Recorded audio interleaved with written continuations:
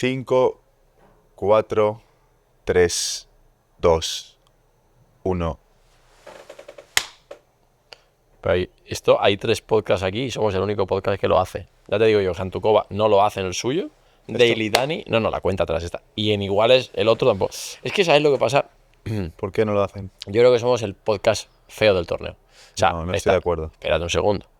No es el tema de hoy, pero espérate un segundo. Está Iguales, que es la creen de la creen. Está Daily Dani. Estamos nosotros aquí. Empezamos aquí contando 5, 4, dando una palma. No sé, no. ¿Te falta un poco de flow? Yo creo que estamos en vías de extinción. De hecho, no creo que haya el año que viene temporada 3. Sí, tiene que haber.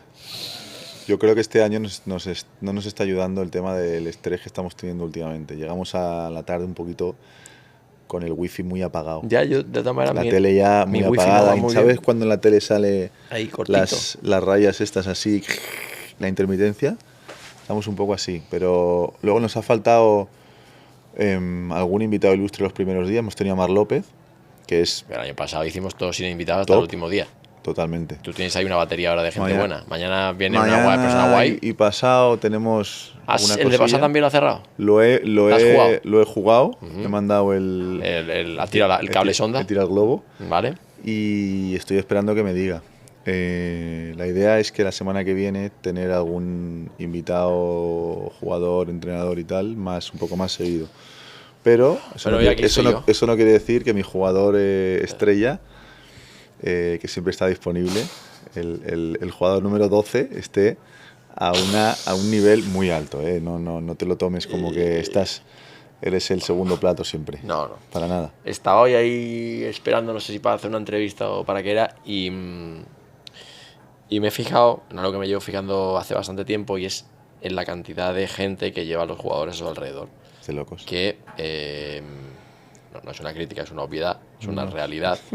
Y eso me ha llevado a pensar en cómo ha cambiado el tenis en los últimos 15, 20 años, en cuanto a nivel de equipos, de gente que tienes alrededor, de cómo ha cambiado todo, la alimentación, la nutrición, todo. Cómo ha cambiado el jugador de tenis, cómo era antes y cómo es ahora, las redes sociales.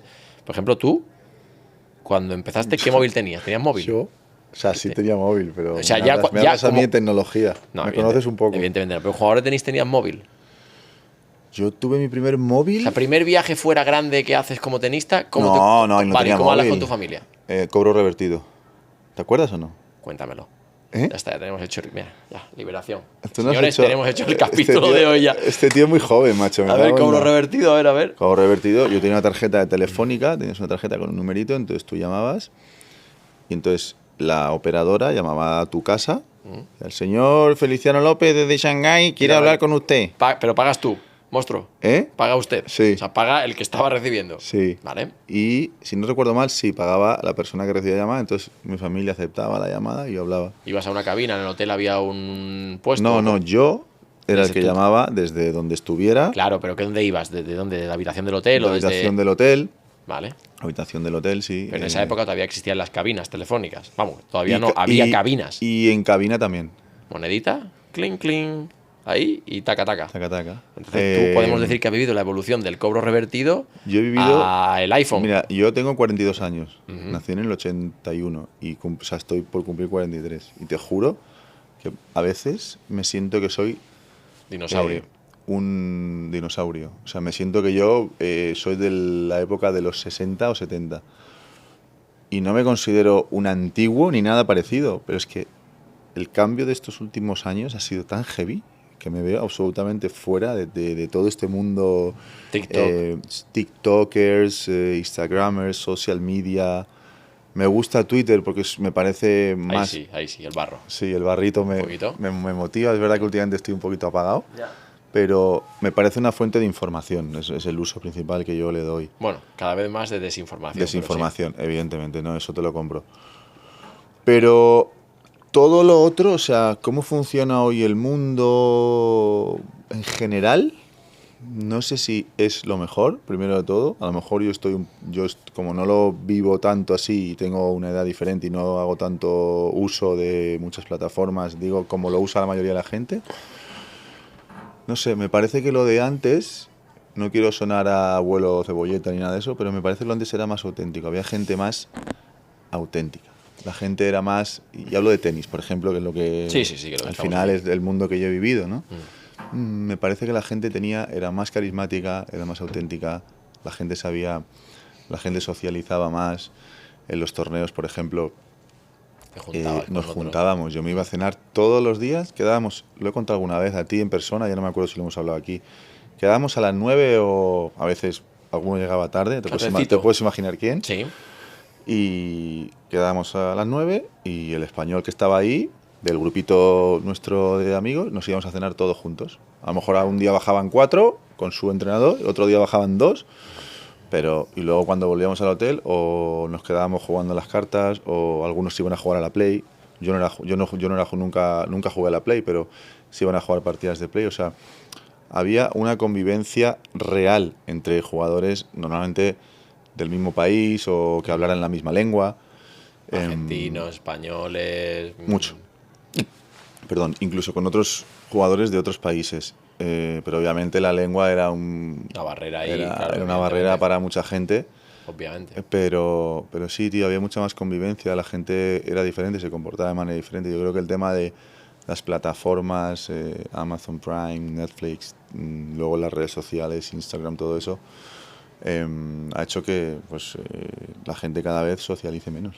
Es una obviedad, pero bueno, volviendo a nuestro tema, ha cambiado mucho todo. Lo del coro revertido, o cuando, esto me hace mucha gracia, lo cuento siempre, cuando al principio empezabas a ligar de pequeño, llamabas a casa de la familia de tu novia y decías, ¿se puede poner fulanita ese momento? Y ahí se ponía, ¿no? Y claro, pero era un momento horrible, tío, llamar a la familia que coja el teléfono el padre o la madre. No se puede poner. Y te dice, ¿quién eres? Y ahí venía el problema. Ahí venía el problema. Soy No. fulanito, ¿se puede poner? Y tú ya medio temblando con el teléfono. Claro, llega un momento que toda esa... No sé, a mí me parece que todo lo de antes, en general, era un poco más... La gente era más auténtica. Ahora veo un mundo un poco más fake. Es mi sensación. No sé tú cómo lo ves.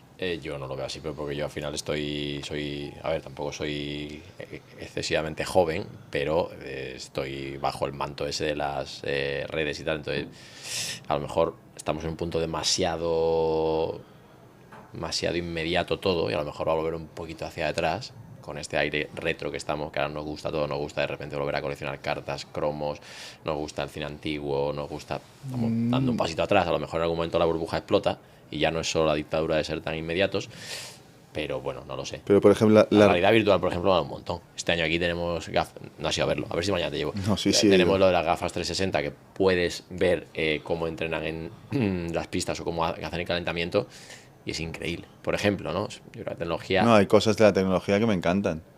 O sea, por ejemplo, ahora lo de ChatGPT, por ejemplo. Yo lo uso poco, la verdad, me lo descargué hace una semana, pero lo he usado 3 veces por curiosidad y es absolutamente increíble.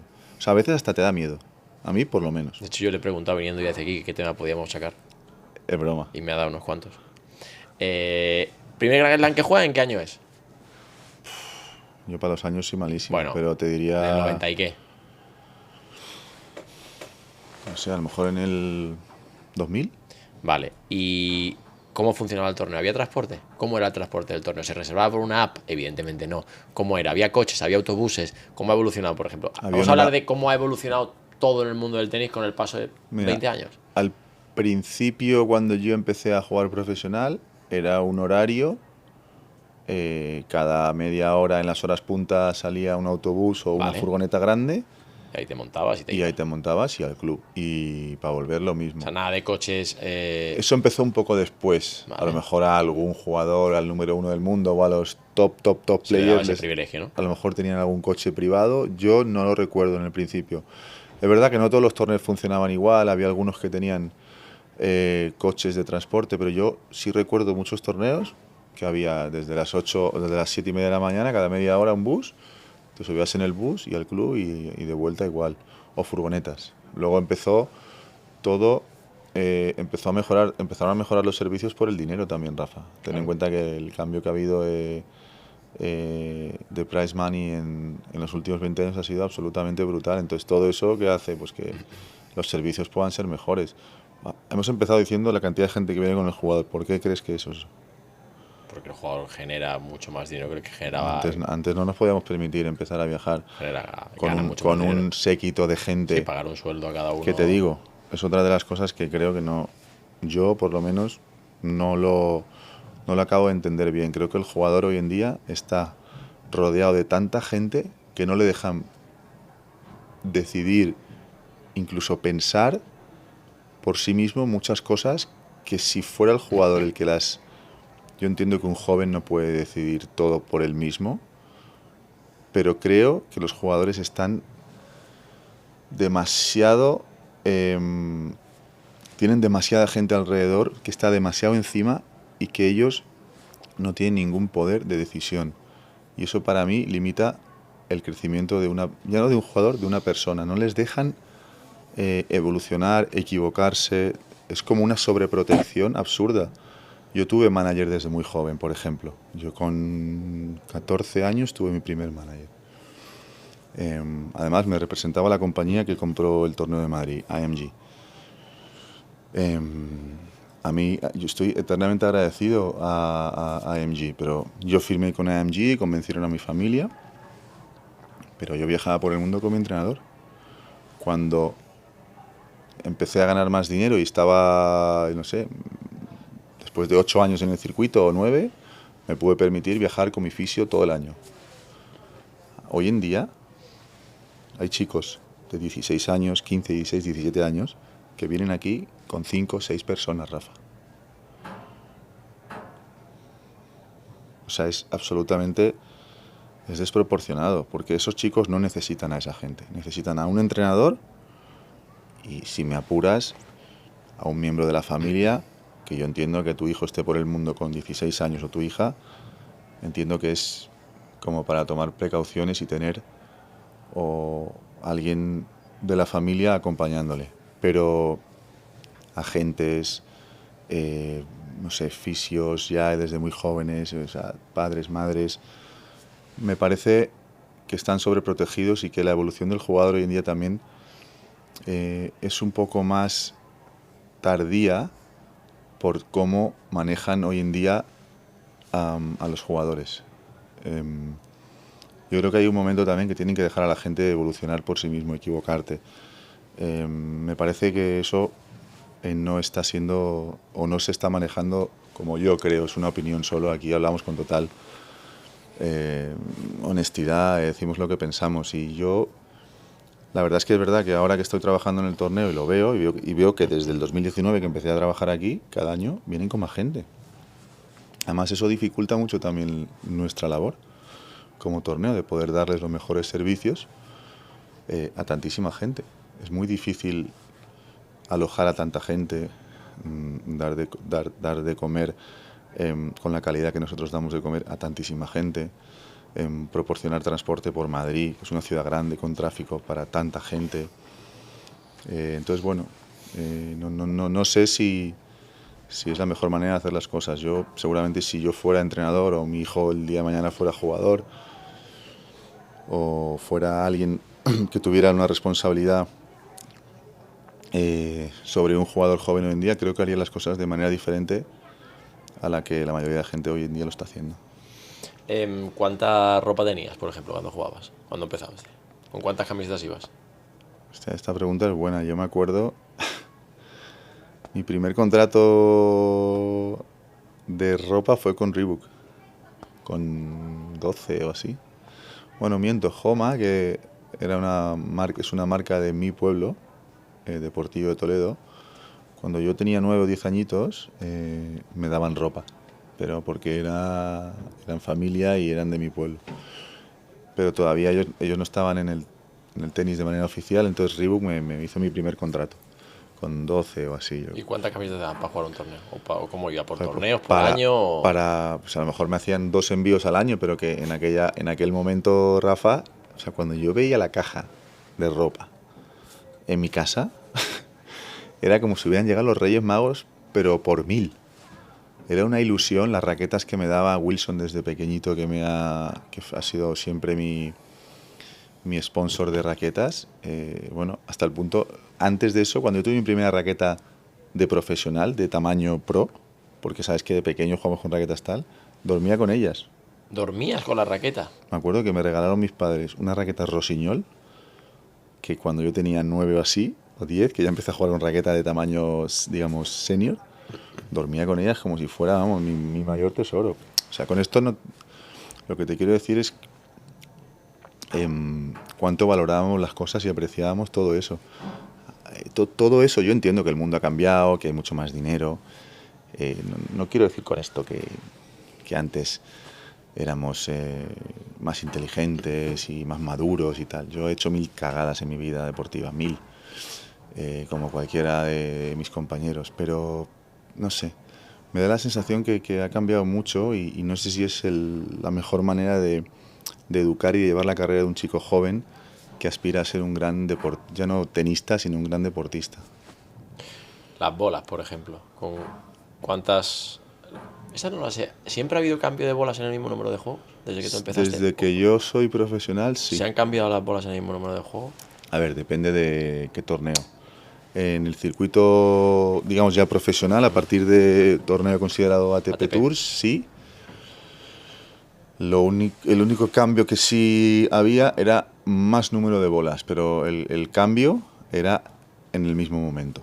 O sea, a lo mejor yo que sí, Roland Garros jugabas con 8 bolas y en un torneo un poco más pequeño jugabas con 6, pero el cambio era en el mismo momento. La prensa, las obligaciones con la prensa. ¿Teníais prensa cuando tú empezaste en el 90 y pico? Sí, empezaba. Había mucha, había poca. Mucho menos, pero Vale. empezaba. Yo el primer recuerdo que tengo de así es de Benito. Pérez Barbadillo. Benito Ese Pérez. sería un invitado buenísimo para ti. Pues va a venir. Al torneo. Va a venir. Creo que hoy o mañana. Sería buenísimo. Vamos hay que decírselo. Vamos a mandarle un mensaje y le invito. Yo recuerdo que yo con 15 años sí, 15 para 16. ¿Estás llamando? Sí. Vale, perfecto. A ver si sigue. No digas nada, que estás en altavoz. Estoy grabando un podcast con Feli, que grabamos todos los días aquí en el torneo. Te quiere invitar. ¿Qué días estás por aquí? A que vengas a hablar de la vida con él. Es que no, estoy en una bodega y me Que estás en... copitas. ¿Cuándo vienes a Madrid? Tú. El domingo por la tarde-noche y el lunes por la mañana. Perfecto. Pero me tengo un avión a las 4. No hay problema, pues tienes un commitment para grabar el podcast de Feli con él en el torneo. Estamos ahora mismo grabando el podcast, estás saliendo ahora mismo en directo. Estás en directo, Beni. Que sepas que se va a escuchar luego tu voz. Así que nada, vas a grabar un podcast con Feli, ¿vale? Para hablar de la vida. No te preocupes. Estoy en una bodega de Jerez tomando una copita de palo cortado. Y ahí lo dejo. Maravilloso. Y no te preocupes que no hablaremos de Rafa Nadal, ¿eh? Estás comprometido, domingo o lunes. Un beso. Domingo por la tarde. Domingo por la tarde Domingo está por la perfecto. tarde, Cerrado, perfecto. cerrado. Y después nos vamos a cenar, ¿no? Venga, perfecto. Deal. Vale. Un beso, adiós. Venga, abrazo. Chao, adiós. Bueno, buen invitado. Buen invitado. Es que hay que cerrarlo ya. Me gustan las cosas. Ahora, Me encanta esta manera de improvisar. No, es que él, la primera vez que jugó un torneo profesional, creo que fue el Conde de Godó, me invitaron a la quali porque yo era jugador del club. Vale. Pasé la quali, creo que tenía 15 o 16 años y me acuerdo que vino Benito en aquel momento para un chaval de 15 o 16 años que pasara la quali, en aquel momento era el torneo por excelencia en España, pues se generó un poco de revuelo. ¿De quién es? ¿Qué tal? Hostia, este chaval, bueno, yo ya vivía en Barcelona, era bueno, de mi categoría, pues destacaba de los mejores del mundo, tal, entonces se empezó a hablar mucho y Benito me acuerdo que me dijo, fue una frase como, si me ves mucho en los torneos va a ser buena señal, ¿eh? Como diciendo, porque yo voy a ser el que te va a llevar a hacer las ruedas de prensa, o sea que si vas ganando muchos partidos y te conviertes en un jugador top, pues me vas a ver mucho. Me vas a ver mucho a mí. ¿Y te ha molado a ti hablar con la prensa siempre o te han tocado los huevecillos? Mira, yo... Los huevecillos, está bien dicho. Sí, no pasa No he dicho nada. nada malo. No, ni mucho Vale, menos. La verdad, me he sentido muy respetado. Y de hecho tengo muchos amigos en la prensa. Muchos. Obviamente ha habido comentarios que me han gustado más, otros menos. Pero en general he hecho buenos amigos en la prensa durante mi carrera. Y te digo por qué y volvemos al tema de antes. Antiguamente pues había 5 o 6 periodistas. Había uno de Agencia F, que era Miguel Luengo, por ejemplo. Estaba Pepe García, el hijo de José María García, que hacía la COPE y viajaba en el circuito. Estaba As, no tan presente, pero sí en Grand Slams y algunos torneos, Marca. Bueno, habría como... Sí, 4 o 5. Sí, poquito. Entonces nuestras entrevistas y nuestras charlas eran de tú a tú. Sí, sí. Yo me sentaba con Miguel, o me sentaba con Alejandro del Mas, un tío de Sí, sí, Las, sí, que no, escribía... claro. He compartido mucho con Delmas. Te puedo decir, no me acuerdo de más nombres, Manel Serras, Manel Serras, del Jaume País, Boix, Neus Hierro, todos. son de la- Neus era del Sport, Correcto. Jauma del Periódico de Cataluña, bueno, La Miguel Vanguardia. Galcerán, sí, sí. Bueno, el caso, yo me sentaba con ellos, cuando obviamente no en la primera ronda de un torneo, pero cuando me iba un poquito bien, tal, pues me sentaba con ellos a charlar y al final el poder charlar 10 minutos me parece mucho más auténtico. Hoy en día hay poco acceso al jugador. Sí, claro. El jugador está muy protegido, hay que pedir audiencia. Y eso que estamos en un deporte en el que no está tan protegido. Estamos en un deporte, estoy de Hay acuerdo, bastante Rafa. acceso porque yo tengo muchos amigos que cubren otros deportes y ahí el acceso, en el fútbol, por ejemplo, el acceso sí que es ilimitado. Nosotros, afortunadamente, Ellos si tienen viajas... cada día un jugador del Madrid que hace una entrevista al acabar el partido, punto. O para hacer una entrevista a lo mejor en un diario deportivo, pues a lo mejor el club tiene que dar permiso. Es dificilísimo. O sea, el si acceso. viajas sí que tienen más acceso y más contacto y dejan estar en el player, por ejemplo, como aquí los periodistas pueden estar en el player, ver, hablar con entrenadores. Creo que ahí somos todavía privilegiados. Sí, pero era diferente. Antes, hombre, claro, seguro que era diferente. O sea, ¿con cuántos jugadores de la última generación tú te has sentado a charlar 10 minutos? Tú cara a cara. Pocos de la antigua, con Rafa muchas veces, 1000. Bueno, y con más. Y con Rafa, Moya, y Rafa pilló mucho, o sea, es más joven que yo. Rafa es más joven que tú. Pero bueno, en pero esa empezó muy joven y casi es la misma generación. Sí. Pero con Rafa quizás Con Moya te has sentado. Con Moya muy bien, pero el ejemplo de Rafa yo creo que es el mejor, evidentemente. Rafa a lo mejor no es el mejor ejemplo en este caso porque era una persona bastante abierta. Pero me refiero que Rafa, y bastante para ser generosa. la superestrella que es, conmigo en mi caso, bueno, y con los demás, pero hablo de mí, ha sido muy accesible en muchos. Claro. Yo recuerdo con Rafa pasa que tampoco vamos a hablar ahora aquí de mí, pero recuerdo con Rafa en el Open de Australia, me había prometido una entrevista, perdió con Verdasco en primera ronda, te diría que eso fue en 2015, sí. Si no me falla la memoria, un partido bastante duro, primera ronda perdió, y después de perder el día siguiente, imagínate, primera ronda del Open de Australia, hombre, evidentemente te llevas un chasco. Y te la dio. 40 minutos. Para que veas. 40 minutos y había temas polémicos encima de la mesa que estaban recientes, que siempre en Australia y cosas tal.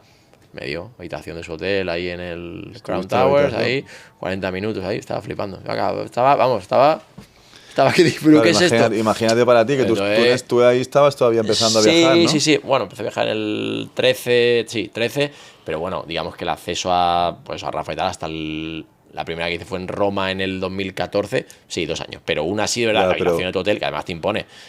No te va a imponer la habitación de Nadal, claro. 14 pares de zapatillas puestos en el suelo.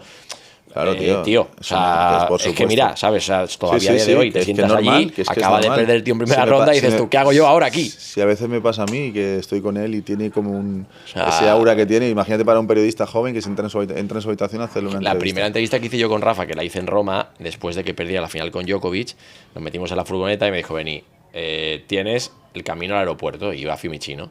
Entonces, yo iba más pendiente. Bueno, primero que me senté y le digo, yo temblando, digo, mira, yo no voy buscando titulares, solo una buena conversación. El tío pensaría, este es un panoli de primer nivel. de primer nivel. Y entonces arranca la furgoneta y, tío, yo iba pendiente de los semáforos, porque digo, cada vez que se ponga un semáforo en rojo es más tiempo. Claro. O sea, iba asomado, tal, no sé qué, y Bjorn Borg. Y yo mirando ahí, digo, me cago en la mar que está en rojo, perfecto. Y luego llegamos a Fiumicino, no hayamos acabado, y dice el tío, no, aunque hayamos llegado, venga, acaba, pregúntame lo que quieras, tal. O sea, increíble. Que no es normal encontrarte a gente como Rafa, ¿no? Y también al final, como deportista, yo, por ejemplo, veía pues a los 4 o 5, luego tú, luego otros que os unisteis al grupo de periodistas que viajaban, y tú dices, esta gente está todo el año viajando, nos sigue por el mundo, ¿cómo no le voy a dar una entrevista a una persona que está aquí por nosotros? ¿Vale? Que tú trabajas para un diario o para una radio en concreto o para quien sea, pero tú al final dices, joder, este tío que está aquí en Shanghái. Se ha venido a Brisbane aquí el 29 de diciembre. ¿Cómo no le voy a dar una entrevista? Y esa empatía, creo que hoy, al no tener esa cercanía que teníamos antes con en general con todo el mundo, periodistas, etcétera, etcétera, etcétera, ahora pues hay un entorno muy grande que Sí, hombre, que protege. bloquea, protege el acceso, los jugadores también están en su mundo, en su historia. Al final, charlar 10 minutos, tal, si es que al final no es Te algo... cuesta, la verdad que, y eso siempre lo digo yo, a pesar de eso, creo que estamos pues en un entorno, pues en el fútbol es que lo veo, que es imposible, o en otros deportes. Y en el tenis lo que tú dices, ves a un tío que se ha ido a Brisbane el 29 de diciembre, Ferro un día, y en Brisbane me ve, coño haces aquí 29 de diciembre? El día 31, ¿pero dónde te vas a comer las uvas? Digo, tío, pues mi habitación, no, vente a cenar. Vente a cenar con Marta y conmigo. Y me cogieron ahí el día 31 y a cenar. Estaba allí tirado, no había nadie. Claro. Nadie. La gente iba al Open de Australia y me había ido a Brisbane antes porque Rafa jugaba. Rafa se retiró, no jugó el torneo y estaba allí. Pues imagínate cómo está. Y dice, no, vente, tío. Y ahí que fuimos a cenar los tres, tío, el día 31. Pero luego las uvas, ¿sabes? Y eso, tío, pues no se te olvida. al final, hombre, claro que no. Pues al final la realidad es que está tu familia o quien sea aquí, estás tú allí en Australia, fuera. Te ha tocado también una generación, de gente guay. Me ha tocado una generación de Gente auténtica. Gente muy empezando guay. por los más mayores que No, yo. pero vosotros, Sí, pero los más mayores que yo, por ejemplo, Moya, puto amo. Charlie. O sea, otro level. Es que podríamos hacer una de anécdotas Otro periodísticas un level. día. Y de esa generación de Charlie, pues estaba también, bueno, Albert Costa, puto amo. Claro que con Albert he coincidido, no he tenido. O sea, es un poco. Sí, no has he tenido tanta relación él. como con Charlie. Por ejemplo, con Charlie, es que te cuento esta y ya lo cerramos porque iba a ser corto. Charlie, cuando yo empezaba, que tenía cuenta de Twitter, un día me levanto, tenía 300 followers y yo ponía estadísticas de tenis, tío. Me dedicaba a analizar partidos, una cosa rarísima. Y una mañana me levanto, abro un ojo, tío, y veo Charlie Moyar te sigue en Twitter. Hago así. Digo, ¿pero qué es esto, tío? Como que Charlie Moyar te sigue en Twitter. Temblé que así, yo mirando el móvil otra vez, pantallazo, no sé qué. Charlie Moyar te sigue en Twitter. Y el tío venía a Sevilla a retirarse, a jugar en Sevilla la Copa del Rey, no recuerdo qué había allí. Jugaba ya se había retirado aquí y iba como tal al último homenaje. ¿Tú vivías en Sevilla aún? Claro, yo estaba haciendo primero de periodismo, yo sin acreditar y sin nada. Y voy y le mando un mensaje privado con toda mi cara y le digo, Charlie, mira, sin querer molestar, digo, habría posibilidad de hacerte una entrevistilla para mi blog que se llamaba La Cinta de Borg, mi blog. No, es que es muy heavy. Y me dice el tío, tenístico desde es tan que pequeño. sigo teniendo el mensaje ahí, lo tengo guardado, hombre, no, vamos, lo tengo guardado. Y me dice el tío, sí, la hacemos, sacamos 10 minutos. Y digo, pero yo no tengo acreditación. Y dice, vente al club y yo te cuelo el día que estés tal cual. Efectivamente me metió tal. Y ahí hicimos relación y luego con toda mi cara, el tío estaba escribiendo para diario, escribía para El País, yo no sé para escribir, le digo yo, ¿te importaría cada dos Master 1000 que hagamos un resumen en mi blog de Indian Wells Miami? Yo te lanzo 5 preguntas, tú me las respondes. Y estuvimos así un año. La hostia. O sea, es que de verdad te lo digo. Entonces, claro, tío, esos son... Tiene un corazón. Son unas cosas que no se olvidan, pero no se olvidan, tío. Has tenido suerte, tío. Porque, porque es verdad que cada uno con nuestra personalidad somos todos muy distintos los de los últimos, bueno, desde, digamos, de Moyá hasta Rafa, ¿vale? Pero gente, tío... No, gente top. La mayor parte éramos gente más auténtica, ¿sabes? Sí, creo yo, ¿eh? Y no es por... O sea, no quiero aquí resultar pretencioso ni nada, sino que creo que éramos gente normal. Ferru. Ferru es Dios. Ferru, la generación... Ferru lo tengo en los altares. Sí. Tú sabes lo que le quiero y la relación que tenemos. Marc. Pero Marc López, tío. Tú entiendes, ¿no? Que yo, cuando me dice Marc, lo voy a dejar con Marcel y tal, ¿qué te parece si tal? Y yo nunca había pensado en dedicarme al single y al doble full time, porque era muy sacrificado. Y yo dije, por él lo hago. De verdad. Solo por tenerle a mi lado, viajar con él, dormir con él. Y, tío, te lo juro que fue los mejores años de mi vida tenística. Marc, tío. Aparte de que nos fue muy bien, ganamos un montón de cosas. Sí, pero campeones, la vivencia es todo lo que... Pero, tío, es que hay que rodearse de gente que merezca la pena. Bullet. Imagínate viajar por el mundo con gente que no aguantas.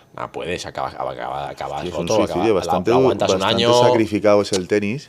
Y creo que todo eso, o sea, a mí el haber estado con Ferru, con Rafa, con Bullen, desde que somos así, con Charlie, Charlie era mi ídolo de pequeño. O sea, yo cuando fui al CAR de Barcelona, su generación, Galo Blanco, Fernando Vicente, Moyá, salían del CAR. y nosotros, los niñatos de 14, 15, ocupábamos su lugar y sus habitaciones incluso. Yo recuerdo llegar a la habitación con mi familia, mi madre, y ver zapatillas tiradas de efervescente llenas de tierra batida. Y mi madre decía, ¿pero esto qué es? ¿Vas a dormir aquí? Entonces, claro, dices, hostia, era mi ídolo, tío. Yo jugaba con su ropa cuando me fichó Nike. Yo decía, no, yo quiero la ropa de Moyá, por favor. Sí, la que lleve Charlie. Los pantalones las anchos. sin manga, eso con después, las dos tiras eso aquí. después, pero al principio era la ropa de su, Sí. de su Open de Australia, así como ancha, la cinta del pelo, me dejé el pelo largo como él.